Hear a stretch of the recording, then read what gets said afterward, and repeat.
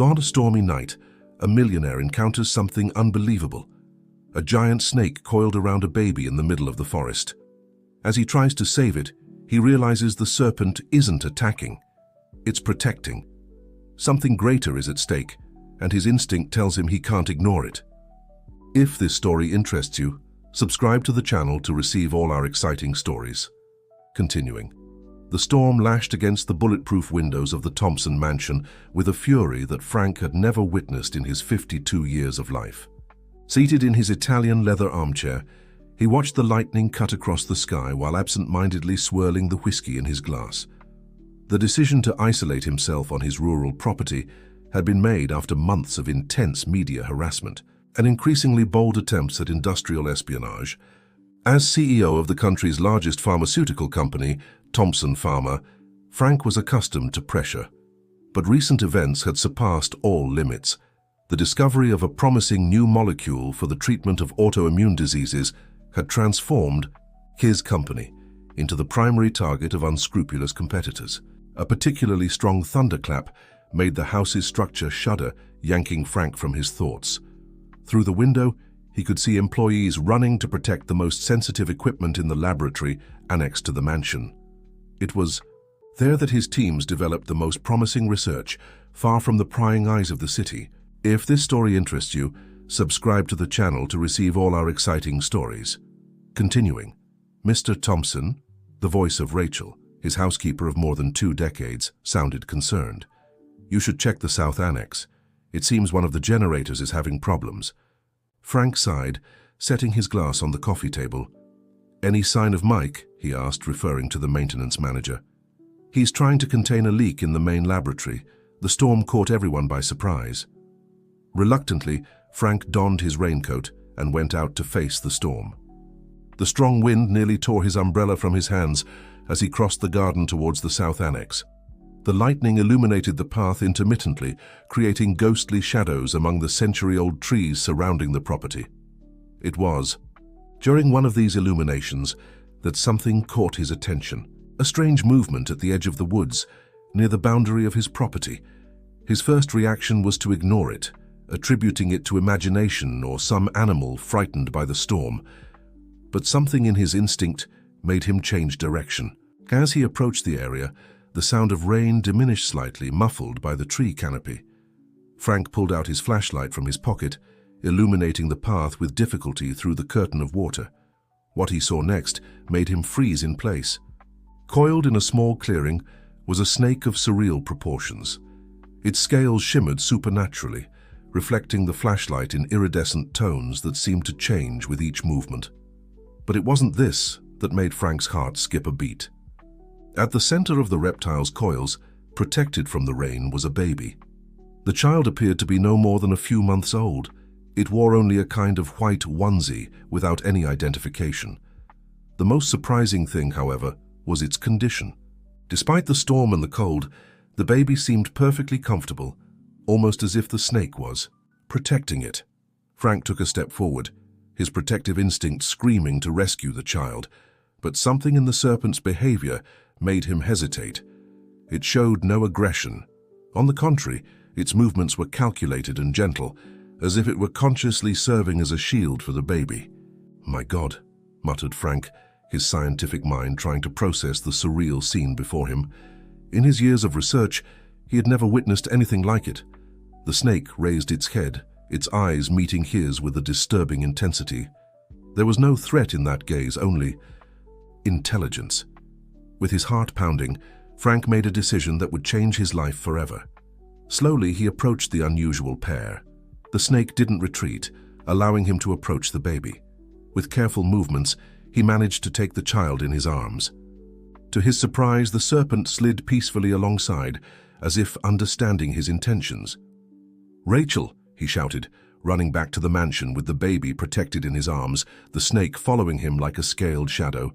"Rachel, prepare the guest room and call Dr. Sanders immediately." As he ran through the storm, Frank couldn't imagine that this night would mark the beginning of a journey that would test not only his limits, but his very understanding of the nature of life and science. The baby in his arms slept peacefully, oblivious to the extraordinary destiny that awaited it.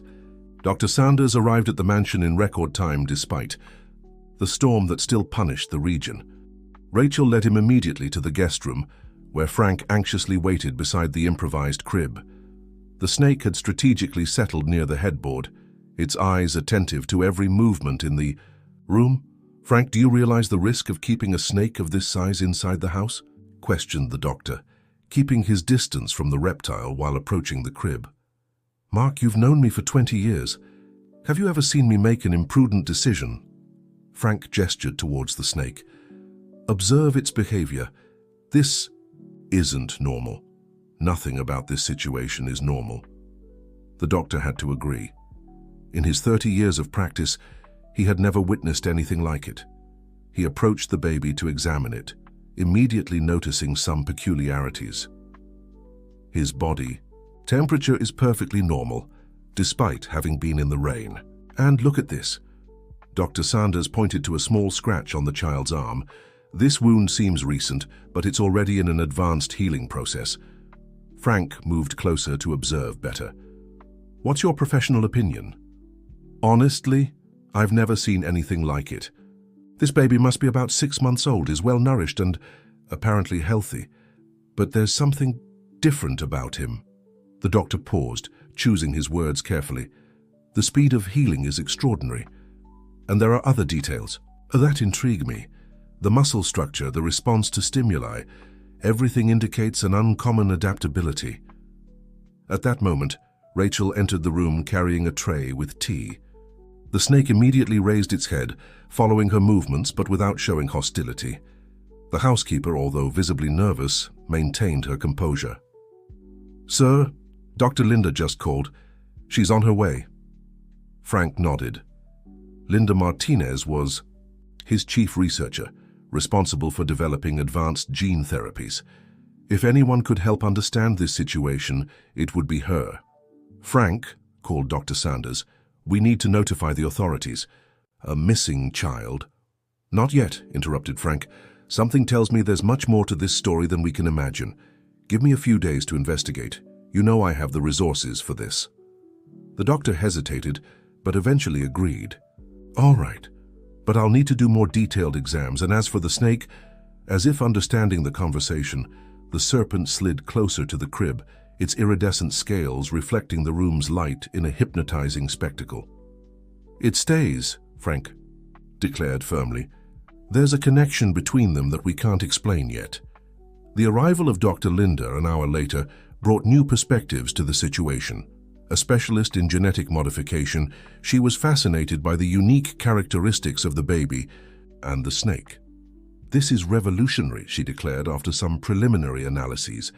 "The child's cellular structure shows patterns I've never seen before, and the snake, its scales seem to have extraordinary biodynamic properties." "What exactly do you mean?" questioned Frank. "See for yourself." Linda brought a temperature meter close to the reptile. Its body temperature constantly adjusts to the environment, but not like a normal snake. It's something much more sophisticated. And observe the pigmentation of the scales.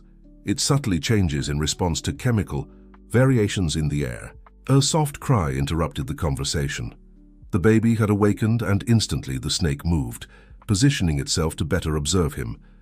To everyone's amazement, the reptile's scales began to emit a soft, almost phosphorescent glow, and the crying ceased immediately. "Incredible," murmured Linda, making frantic notes.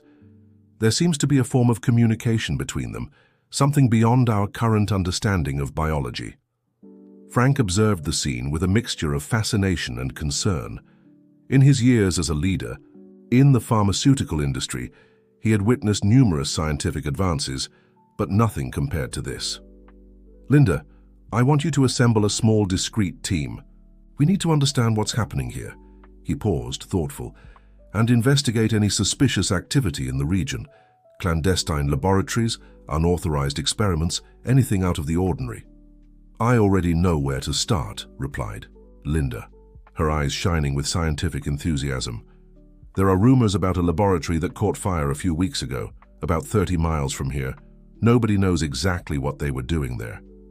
If this story interests you, subscribe." to the channel to receive all our exciting stories. Continuing. As the rain finally began to diminish outside, Frank felt he was only beginning to scratch the surface of a much greater mystery. The baby now played quietly with a small mobile, closely observed by its scaled guardian, both, apparently, oblivious to the whirlwind of discoveries and questions that their existence had unleashed. But the week following the discovery of the baby was marked by a series of intriguing events. Linda had set up a small laboratory in the mansion's annex, where she conducted discreet but thorough analyses. With each new test, her discoveries became more surprising. "Frank, I need to show you something," she called on a particularly tense afternoon. Her eyes revealed a mixture of excitement and apprehension. "I've managed to identify unique patterns in the child's DNA. These are sequences I've never seen before in a human being." On the monitor in front of her, complex graphs showed comparisons between the baby's genetic material and normal patterns. The differences were evident even to a layman. "Some of these sequences seem artificial," continued Linda, adjusting her glasses, "as if they had been purposely inserted into the genetic code. And there's more. I found similar traces in the snake's scales." Frank absorbed the information in silence. In recent days, he had witnessed the baby demonstrate extraordinary capabilities. Small cuts and scratches disappeared within hours. His body temperature adjusted perfectly to any environment. And even more intriguing was his connection with the serpent, which seemed to respond to every change in his emotional state. "About the laboratory that caught fire," Linda continued, lowering her voice, "I managed to get some information through contacts in the scientific community. It was an unregistered facility, supposedly belonging to a company called Genesis Biotech, but there's no official record of this company." "And what else did you discover?" "Well, here's the interesting part." Linda pulled a folder from her bag. "A former cleaning staff member agreed to talk to me. According to him, in the last months, before the incident, access to the laboratory's basement was totally restricted. Only a specific team could enter there, and he mentions having heard references to something called Project Adam." Frank felt a shiver run down his spine. The project's name seemed terribly appropriate, considering the circumstances. At that moment, Rachel hurriedly entered the laboratory. "Sir, there's a man at the gate. He says he's from the Ministry of Science and Technology, but..." Frank encouraged, noticing the hesitation in her voice. "Something doesn't seem right. His identification looks authentic, but George, the security guard, noticed a suspicious car parked a few blocks from here, and there's strange movement in the woods surrounding the property." Frank and Linda exchanged worried looks. "Don't receive anyone," he ordered. "Say I'm traveling and activate the maximum security protocol." Rachel had barely left when Frank's phone rang. The number was unknown. "Mr. Thompson," a deep, controlled voice sounded from the other end of the line. "My name is Dr. Klaus Weber. I believe you are in possession of something that belongs to us." Frank felt his blood run cold. "I don't know what you're talking about." If this story interests you, subscribe to the channel to receive all our exciting stories. Continuing, a dry laugh echoed through the phone. "Let's be direct, Mr. Thompson. The specimen you found is the result of decades of research. It's an unprecedented scientific breakthrough that cannot remain in amateur hands. I have a proposal for you." "I'm not interested in proposals." "You don't understand the magnitude of what's in your hands." Weber's voice took on a harder tone. "That child carries the future of human evolution in its DNA, and the snake is not just an exotic pet. They are part of something much greater." In the next room, the baby began to cry. Instantly, the laboratory lights flickered, and the electronic equipment experienced interference. "Ah, already witnessing some of the side effects?" Weber sounded almost amused. "That's just the surface, Mr. Thompson. Are you sure you want to deal with something so far beyond your comprehension?" "I'm hanging up now." "One last chance," Weber's voice was icy. "Hand over the child and the snake. In exchange, besides generous financial compensation, you'll have exclusive access to all our research. Imagine the possibilities for your company." Frank hung up the phone without answering. His heart was racing as he headed to the room where the baby was. The snake had already positioned itself protectively around the crib, its scales emitting that peculiar glow that always calmed the child. "Linda," he called, his voice firm despite his concern, "we need more security, and I want all the data from your research stored on secure servers, with backups in multiple locations." "What do we do now?" she asked, observing the baby who now slept peacefully. "Now?" Frank looked out the window, where he could see suspicious men circulating near the property. "Now we prepare for a battle, because something tells me this Dr. Weber isn't the type to accept no for an answer." Weber's threatening words still echoed in Frank's mind when he called an emergency meeting in his private library.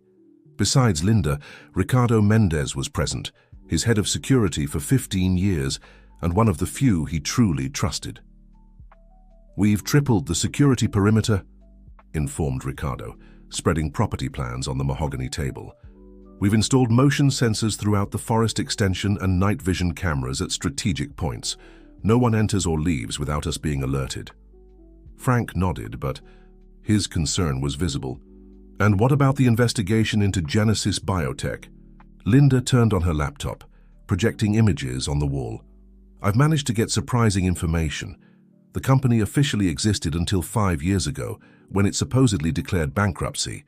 But the financial records show an interesting pattern." She pointed to a series of graphs. "It continued receiving Millionaire investments through shell companies. The most intriguing thing," she continued, "is that I found connections with old research on genetic adaptation in extreme environments. Dr. Klaus Weber was one of the main scientists in this area until he disappeared from academic circles a decade ago." A sharp cry interrupted the meeting, followed by a phenomenon that left everyone paralyzed. The library lights began to blink rhythmically, and the electronic equipment went haywire. On the laptop monitor, random codes appeared, spontaneously. "It's the third time today," commented Linda, rushing to take notes. "The frequency is increasing." In the room, they found an extraordinary scene. The baby was sitting in the crib, his small hands extended, while all the metallic objects in the environment vibrated subtly. The snake, coiled near the crib, had its scales pulsing with a bluish light. "My God," whispered Ricardo, witnessing the phenomenon for the first time. "What exactly did you discover?" "We're still trying to understand," replied Linda, cautiously approaching with an energy meter. "But new manifestations emerge every day. It's as if his capabilities were evolving." Frank picked up the baby in his arms, and instantly the phenomena ceased. The child smiled, gripping his finger tightly, completely oblivious to the amazement he caused. "I found something in the recovered files from the laboratory," said Linda, her voice trembling slightly. "Project Adam wasn't just aimed at creating a genetically superior human being. They were trying to develop a new species, capable of adapting to any environment and manifesting abilities that defy our current understanding of biology." "And the snake?" questioned Ricardo. "It seems to be a kind of biological catalyst," explained Linda.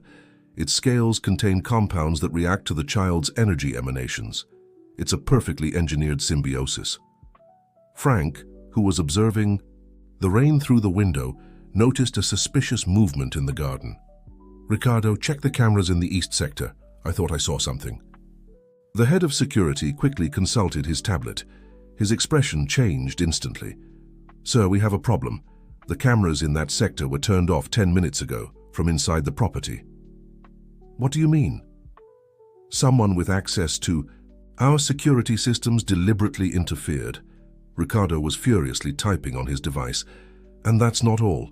I've discovered unauthorized accesses to our server in recent days. Someone has been leaking information."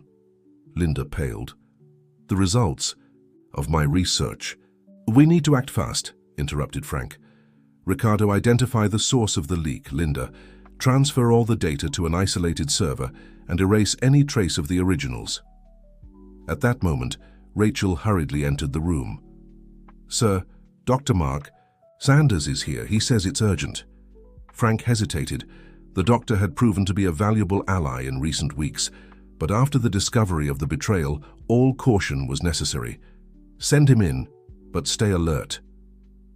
If this story interests you, subscribe to the channel to receive all our exciting stories. Continuing. Dr. Sanders seemed agitated when he entered. "Frank, we need to talk in private. It's about the laboratory that caught fire." Something in the doctor's tone of voice put Frank on alert. His years of experience in the corporate world had sharpened his instinct for detecting lies and half-truths. "What did you discover, Mark?" The doctor seemed to hesitate. "Maybe it's better if we talk in the office." It was then that the snake, until then quiet, suddenly rose up, its scales glowing in a pattern never seen before. The baby began to cry and all the electronic equipment in the room simultaneously malfunctioned. "Mark," Frank's voice was icy, "how long have you been working for them?" The doctor's face contorted in an expression of guilt and fear. "You don't understand, Frank. They have resources, knowledge. What's happening here is bigger than all of us." "Guards," shouted Ricardo, drawing his weapon. But Dr. Sanders had already pulled a small device from his pocket. "I'm sorry, Frank, I really am." He pressed a button, and all the lights in the mansion went out simultaneously. Darkness engulfed the mansion like a sudden wave, swallowing corridors and rooms in seconds. The emergency system, which should have kicked in immediately, remained inert. In the room, the baby's cry echoed with a disturbing intensity. "Protect the child," shouted Frank, his eyes trying to adapt to the gloom. The snake had already coiled protectively around the crib, its scales emitting a phosphorescent glow that provided the only source of light in the environment. Ricardo reacted quickly, positioning himself between the door and the crib. "The radios aren't working," he informed, trying unsuccessfully to contact his team. "Dr. Sanders' device must be some kind of signal inhibitor." Linda ran to the baby, taking him in her arms. The snake's scales were now pulsing at a faster rhythm, creating luminous patterns that seemed to respond to the child's state of agitation. "Frank," she called urgently, "it's happening again." The air in the room became electrically charged. Small bluish sparks began to dance around the baby and the snake, creating a spectacle as beautiful as it was frightening. The room temperature oscillated drastically, now freezing, now hot. "We need to get out of here," Frank decided. "Ricardo, what's the safest route?" "The underground passage," replied the head of security. "Built for emergencies like this, it leads directly to the bunker in the hills." A distant boom made the walls tremble. Unknown voices and heavy footsteps could be heard on the lower floor. "They planned everything," Linda murmured, cradling the still crying baby. "Dr. Sanders must have deactivated all the security protocols." "Rachel," called Frank, suddenly remembering his housekeeper. The door opened, revealing the lady, breathless but composed. "The intruders are in the main hall," she informed. "I counted at least 10 armed men, and sir, Dr. Sanders is guiding them." Frank felt a wave of anger and disappointment. Mark had been more than a trusted doctor. He was a friend of 2 decades. The betrayal hurt more than any physical threat. "The entrance to the passage is in the library," said Ricardo, checking his weapon. "If we move quickly and silently, maybe—" His words were interrupted by an extraordinary phenomenon. The baby, still in Linda's arms, opened his eyes, which now glowed with a supernatural luminescence. The snake immediately reacted, its scales pulsing in perfect sync with the child's breathing. An invisible wave of energy swept through the environment, making everyone's hair stand on end. On the lower floor, shouts of surprise and confusion could be heard, as all the intruders' electronic equipment began to fail simultaneously. If this story interests you, subscribe to the channel to receive all our exciting stories. Continuing. "Incredible," whispered Linda, her scientific eyes shining with fascination even amid the danger. "He's generating some kind of controlled electromagnetic field, and the snake, it seems to be amplifying the effect." "We'll theorize later," Ricardo cut in. "Now's our chance."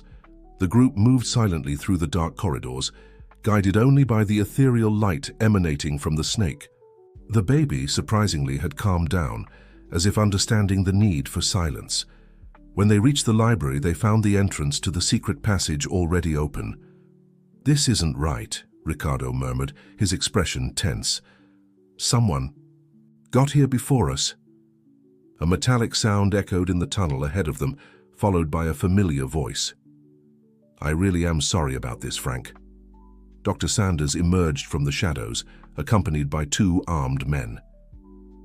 "But you need to understand. What they showed me, the potential of this research." "Potential?" Frank's voice was loaded with contempt. "You betrayed years of friendship because of promises made by unscrupulous people?" "Unscrupulous." A new voice joined the conversation, making everyone turn. Dr. Klaus Weber was calmly advancing through the main corridor, his steps echoing on the old wood. "Or visionaries. What you hold in your arms, Dr. Linda, is the future of humanity, and that future cannot be restricted to a mansion in the countryside." The baby began to stir again. The snake, sensing the threat, expanded its body protectively. The ghostly lights of its scales began to pulse in a pattern never seen before, and the room temperature plummeted drastically. "Fascinating," Weber murmured, his eyes shining with scientific greed. "The response patterns are evolving faster than we predicted. Perhaps this little setback has even been beneficial to our research." The air in the library was so dense it seemed almost solid. The baby in Linda's arms emanated a palpable energy, while the snake, now completely erect, created a hypnotic spectacle with its pulsating scales. "You have no idea what you're dealing with, Weber," said Frank, strategically positioning himself between the scientist and Linda. "This isn't an experiment you can control." Weber smiled, a cold and calculating smile that didn't reach his eyes. "On the contrary, my dear Frank, I'm the only person who really understands what's happening here. That child is the result of decades of research. Every gene, every DNA sequence was meticulously planned." "For what?" questioned Linda, her voice trembling with indignation. "To create a biological weapon." "A weapon?" Weber seemed genuinely offended. "No, Doctor. What we've created is much more significant. That child represents the next step in human evolution. Being capable of instantly adapting to any environment, with a practically invincible immune system, and abilities that current science can barely comprehend." The baby began to cry again, and this time the effect was instantaneous. All metallic surfaces in the library began to vibrate, and a current of static electricity made everyone's hair stand on end. "Impressive," Weber murmured, making mental notes. "The capacity for electromagnetic field manipulation is developing faster than we predicted, and the symbiotic connection with the Serpentis specimen is perfectly established." Serpentis specimen? Rachel, who had remained silent until then, stepped forward. "That snake isn't just a laboratory experiment. It has consciousness, intelligence. If this story interests you, subscribe to the channel to receive all our exciting stories." Continuing. It was then that something extraordinary happened. The snake, as if responding to Rachel's words, began to emit a completely new light pattern. Its scales glowed in complex sequences, almost as if it were communicating something. "Fascinating." Weber couldn't hide his scientific enthusiasm. "The telepathic bond is more advanced than we imagined, but enough demonstrations. Dr. Sanders, please proceed with the extraction." Mark took a step forward, hesitant. "Frank, if you cooperate, no one needs to get hurt. The child will be fine, I promise." "How can you promise something like that?" Frank's voice was loaded with contempt. "You betrayed our trust, Mark. You betrayed everything a doctor should represent." "I saw the complete project files," Mark protested. "The potential for medicine is revolutionary. Think of the lives we could save, the diseases we could cure. At the cost of turning a child into fire." "A guinea pig?" questioned Linda, hugging the baby tighter. It was at this moment that Ricardo, who had strategically positioned himself in the shadows, made his move. With a quick gesture, he activated a device on his watch. Instantly, secret panels in the library walls opened, revealing an automated defense system. "Impressive," commented Weber, not seeming particularly concerned. "But you really think we weren't prepared for this?" The scientist pulled a small remote control from his pocket. Upon pressing a button, all the mansion's defensive systems began to fail, one after another. "Technology is a fascinating thing," he continued, "but also predictable. Now, if you'll allow me..." His words were interrupted by a surprising phenomenon. The baby opened his eyes, which now glowed with supernatural intensity. The snake, responding instantly, began to emit an energy pulse that caused all electronic equipment in the environment to short-circuit. Weber staggered backward, his confidence shaken for the first time. Impossible. The level of development shouldn't be this advanced. It was then that Rachel, to everyone's surprise, stepped forward. Her posture changed completely, losing all the subservience characteristic of a housekeeper. "You always underestimated the human factor in your equations, Klaus," she said, her voice taking on a completely different tone. "That's why I left the project 5 years ago." Weber paled. "Sophia, but you were missing?" "Observing closely was the best way to protect what you created." She turned to Frank. "I'm sorry for the deception, sir, but when we learned that the child had escaped, we needed to make sure he would find adequate protection." The chaos that followed was instantaneous. The mansion lights flickered violently, and a wave of energy emanated from the baby with such force that everyone was forced to lean against the walls. The snake, now completely enveloped in a bright aura, seemed to have doubled in size. Silence that followed Rachel's, or rather Sophia's, revelation was broken only by the soft energy pulse emanating from the baby and the snake. The library, once a sanctuary of knowledge, had transformed into a battlefield where science and ethics violently collided. "You don't understand what you've done, Sophia," said Weber, his voice trembling with contained anger. "Years of research, generations of scientific work, you compromised everything. If this story interests you, subscribe to the channel to receive all our exciting stories." Continuing. "No, Klaus," she replied, her posture now completely different from the humble housekeeper everyone knew. "You never understood. What we created isn't an experiment that can be controlled. It's life, consciousness, evolution." Frank, still processing the revelation, intervened. "How long? How long did you work on the project?" 15 years, Sophia replied, her eyes fixed on Weber. "I was the neural bioengineering specialist, responsible for creating the symbiotic bond between the baby and the snake. Klaus led the genetic modification team. Linda, who still held the baby protectively, asked, 'What went wrong? Why did you abandon the project?' Because I discovered the complete truth." Sophia's voice was laden with bitterness. "Project Adam was never just about creating a human being adaptable and resistant to diseases. Weber and his sponsors wanted to create a new dominant species, a being that could survive certain specific conditions." "What conditions?" questioned Frank. "Future they foresee," Sophia replied, casting a significant look at Weber. "A future where conditions on Earth will become increasingly extreme. They don't want to save humanity, Frank. They want to replace it." The baby began to stir again, and the snake responded immediately. The reptile's scales began to emit increasingly, complex light patterns creating sequences that seemed almost algorithmic. "Extraordinary," Linda murmured, her scientific eyes capturing every detail. "The patterns, they're a form of communication, aren't they? A kind of visual language?" Sophia nodded. "The snake isn't just a guardian. It's a biological intermediary, designed to process and translate the child's capabilities into something we can understand. Its scales contain biodynamic compounds that respond to specific neural impulses. If this story interests you, subscribe to the channel to receive all our exciting stories." Continuing. "Enough!" Weber's voice cut through the air like a whiplash. "You have no idea what's at stake here. The world as we know it is on the brink of irreversible changes. Project Adam is our only chance to ensure the survival of human consciousness. Through the creation of a new species that will replace the current one," Frank questioned, his voice laden with disbelief. "This is madness, Weber." "Madness?" Weber laughed bitterly. "Madness is passively watching while our species walks towards extinction. What we created isn't just a scientific advancement. It's a genetic Noah's Ark." At that moment, something extraordinary happened. The baby, who had been restless, opened his eyes, but they were no longer the eyes of a normal child.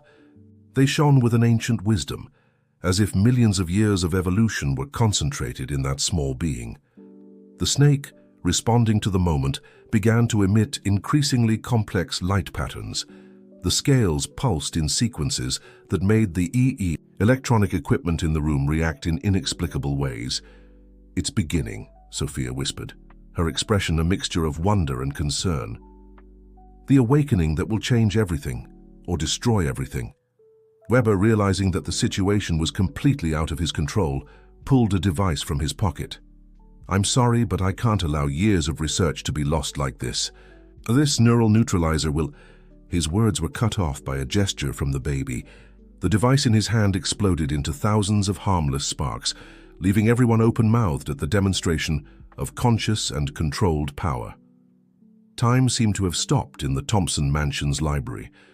The baby, enveloped in an aura of pure energy, floated gently a few inches above Linda's arms. The snake, its body completely illuminated, projected complex symbols and equations on the walls through its brilliant scales. "Now do you understand?" Sophia's voice cut through the charged silence. "Project Adam was never about creating a new species. It was about awakening something that has always been within us." Weber, still stunned by the baby's demonstration of power, took a step forward. "Sophia, you can't reveal everything. The implications are exactly why they need to know," she interrupted. Turning to Frank and Linda, she continued, "The human genetic code contains dormant evolutionary memories, capabilities that were suppressed over millions of years of evolution." Linda, observing in wonder the baby floating near her, asked, "And the snake? What's its true function in all this?" "Snakes," Sophia explained, "are one of the oldest and most adaptable life forms on the planet. Their DNA carries a biological memory that dates back to the beginnings of life on Earth. In Project Adam, we developed a way to use this genetic memory as a key." "A key to what?" Frank questioned. "To unlock the dormant potential in human DNA," she replied. "The snake isn't just a guardian. It's a living archive of the entire evolutionary history of Earth. Its scales were genetically modified to serve as an interface between this ancestral knowledge and the baby's latent potential." The small being continued to float, his eyes now emanating a soft light that seemed to contain the wisdom of ages. The snake moved in complex patterns, its scales projecting sequences of symbols that seemed to tell the story of life itself. "But why a child?" Linda asked, her voice trembling with emotion. "Why not an adult?" "Because only a forming mind could accept and integrate such knowledge without being overwhelmed," Sophia explained. "A baby's neural plasticity combined with the genetic modifications we made created the perfect receptor." Weber, who had remained in a tense silence, finally exploded. "And now you're going to throw it all away? Years of research, countless sacrifices, all for what? To hand over the future of humanity to amateurs?" "No, Klaus," Sophia's voice was laden with determination. "I'm going to do what I should have done from the beginning. Let evolution take its natural course." If this story interests you, subscribe to the channel to receive all our exciting stories. Continuing. It was then that the baby did something extraordinary. His eyes, shining like newborn stars, focused on each person in the room one by one.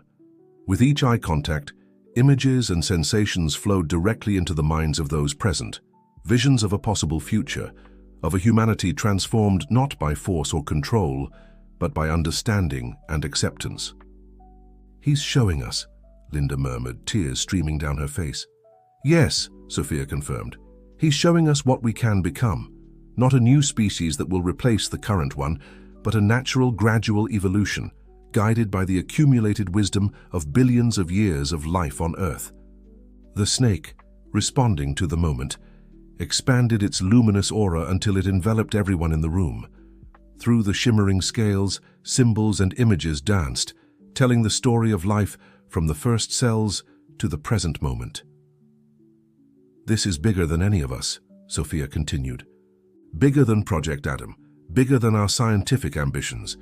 It's about the next step in the journey of consciousness." Weber, seeing his plans crumble, made one last desperate move. "We can't allow this power to go unchecked. Humanity isn't ready." "The question, Klaus," Frank intervened, his voice firm, "isn't whether we're ready. It's whether we have the right to prevent something as natural as evolution itself. The baby, as if responding to the discussion, emitted a wave of energy that made all the electronic equipment in the mansion pulse in synchrony.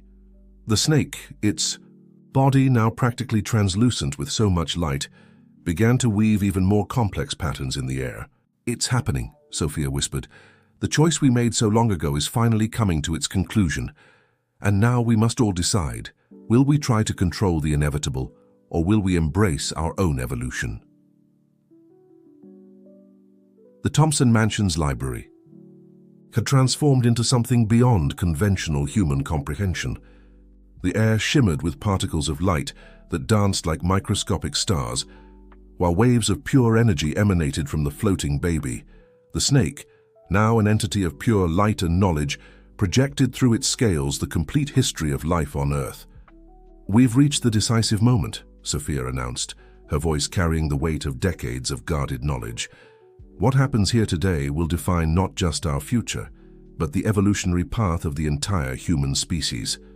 Weber, still fighting against the inevitable, made one last attempt. "We can control this. We can direct evolution in a safe, calculated way."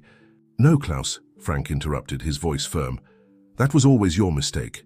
Some things shouldn't be controlled, only understood and accepted." The baby, as if responding to the discussion, began to emit a sound. Not a cry or a word, but a harmonic frequency that resonated with something deep inside each person present. The snake, in perfect synchrony, intensified its luminescence until its scales seemed like portals to other dimensions. Linda, who was still closest to the child, felt something extraordinary. "It's happening. I can feel it. It's as if every cell in my body was awakening to a new reality." Sophia nodded, understanding. "What we're witnessing is the beginning of a transformation that was always meant to happen. The baby isn't an anomaly or an experiment. He's a natural catalyst, awakening potentials that have always existed within us." The library walls began to vibrate with an energy both ancient and new at the same time. Through the snake's scales, symbols and equations danced in the air, not just showing the past of life on Earth, but also revealing future possibilities, not a future of technological domination, but of evolutionary harmony. "Look, Klaus," Sophia called, pointing to the projections. "This is the true legacy of Project Adam. Not to create a new species to replace the current one, but to awaken the next natural phase of our evolution." The baby extended his small hands, and waves of pure energy spread throughout the room. Each person present felt something awaken within them, not a destructive or controlling power, but a deep understanding, a connection to the very essence of life. If this story interests you, subscribe to the channel to receive all our exciting stories. Continuing, Weber, finally comprehending the magnitude of the moment, dropped his last instruments of control. All this time, we were trying to force something that should happen naturally. The snake, its body now completely transformed into pure light, began to weave a final pattern. No longer symbols or equations, but a web of connections that linked all those present, showing how each living being was part of a greater consciousness, an evolutionary dance that transcended time and space. "What happens now?" Frank asked, feeling the transformation flow through him. "Now," Sophia replied, a serene smile on her face, "we begin our true journey. The baby and the snake will be our guides, but the path will be trodden by all of humanity, each person awakening in their own time to their dormant capabilities." The sun was beginning to rise, its first rays penetrating through the library windows, creating a spectacle of light as they mingled with the energy that filled the environment. The baby, still floating gently, opened his eyes one last time, but now they were no longer the eyes of an ordinary child, nor even those of a modified being.